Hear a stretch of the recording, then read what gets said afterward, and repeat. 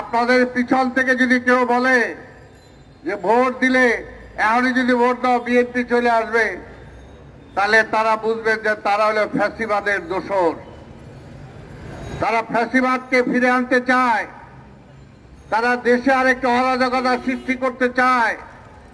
আর বিএনপির পক্ষ থেকে আমরা বলতে চাই, বিএনপি ক্ষমতায় বিশ্বাস করে না। বিএনপি জনগণের হাতে জনগণের ক্ষমতা ফিরিয়ে দেওয়াতে বিশ্বাস করে। বিএনপি যদি ক্ষমতাই চাইতো, তাহলে 96 সালে বেগম খালেদা জিয়া প্রধানমন্ত্রী হয়ে যাওয়ার পরও প্রধানমন্ত্রিত্ব তিনি ছাড়তেন না। বিএনপি যদি ক্ষমতাই চাইতো, তাহলে 5ই আগস্টেই সকল আন্দোলনকারী বিরোধী দলকে নিয়ে তাহলে সেদিনই জাতীয় সরকার গঠন করতে চাইতো। আমরা সেটা চাই নাই। আমরা চাই একটা জনগণের ভোট।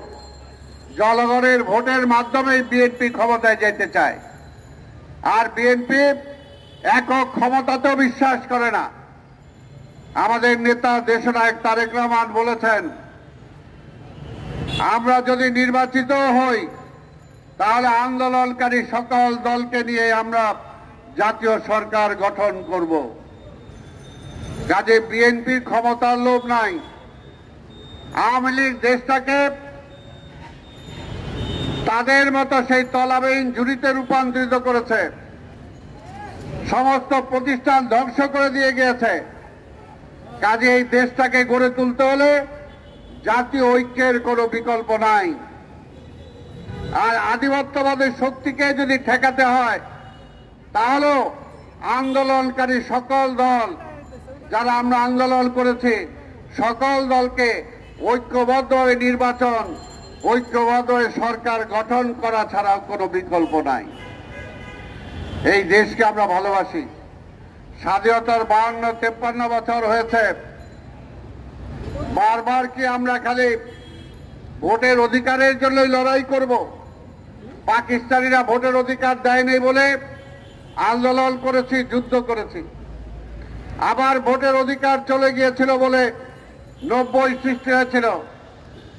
আবার ভোটের অধিকার চলে গিয়েছিল বলে এই 5ই আগস্ট আবার অভ্যুত্থান হয়েছে। আবার কি ভোটের অধিকারের জন্য আবার বারবার লড়াই করতে হবে? তাহলে দেশটাকে কখন আমরা গড়ে তুলব? আমরা বিশ্বাস করি এই দেশের মানুষ, 18 কোটি মানুষ, এই দেশের একটা সম্পদ, এটা একটা বোঝা না।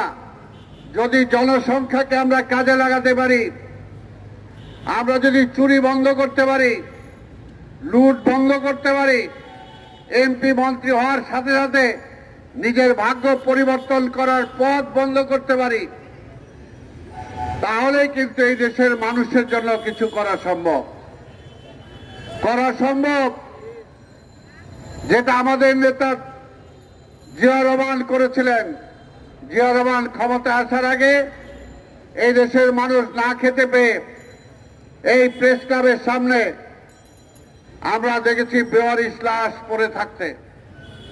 আমরা দেখেছি এই সচিবালয়ের সামনে, এই হোটেলগুলোর সামনে এখানে ডাস্টবিন ছিল, সেই ডাস্টবিন থেকে উচ্ছিষ্ট খাবার মানুষ আর কুকুর কিভাবে টানাটানি করেছে এই আওয়ামী লীগের আমলে।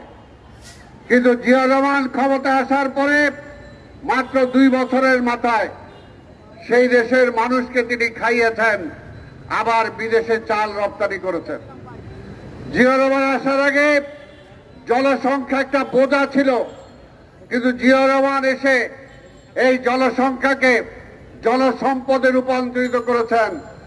তিনি মধ্যপ্রাচ্যে এই মানুষগুলোকে পাঠিয়েছেন। সারা পৃথিবীতে বাঙালিরা বিভিন্ন জায়গায় গিয়েছে এবং আজকেও বাংলাদেশটা যে চলে 2টা সোর্সের উপরে। একটা হলো বিদেশ থেকে আমাদের বাংলাদেশি ভাইরা, যে প্রবাসী ভাইরা যে টাকা পাঠায় সেটা, এবং গার্মেন্টসের মধ্য দিয়ে যে টাকা আমরা উপার্জন করি, এই টাকা দিয়েই কিন্তু আমরা ফুটানি করি। কাজেই 2টাই করেছে জিয়া রহমান। বিদেশে মানুষ পাঠিয়ে টাকা আনার ব্যবস্থা করেছেন। আপনারা জানেন অনেক কথা বলতে গেলে কথা হয়। সৌদি আরবে তিনি গিয়েছিলেন। সৌদি আরবের রাজা বলেছিলেন, কি চান আপনি?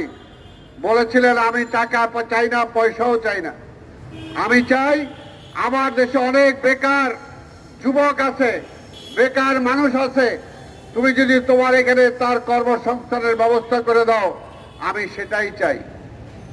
এবং সেই কথা অনুযায়ী তিনি লক্ষ শ্রমিক সেখানে পাঠিয়েছিলেন। তাই ভাইরা আমার, পাশাপাশি এই গার্মেন্টস সৃষ্টি করেছিলেন। কাজে আজকের বিএনপিকে ভয় পায় লাভ নাই। বিএনপি জনগণের পার্টি, জনগণকে নিয়ে চিন্তা করে।